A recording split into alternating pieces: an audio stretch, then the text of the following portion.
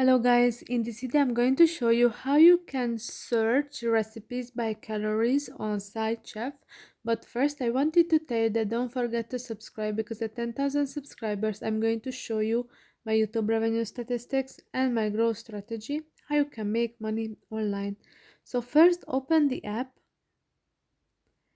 and after that you have to click on the search option, which is at the bottom of the screen, the second option.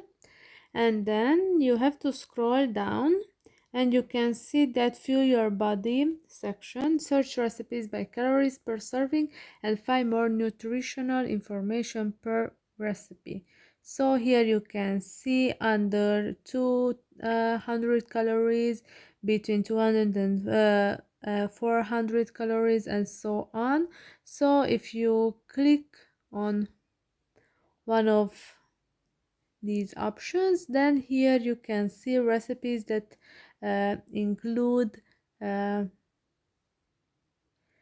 your preference, and select one, and then here you can see all the important information about this recipe. Here you can see all the steps with photos, and after that some ratings and reviews. For this one there is none, but you can search uh, for recipes that have.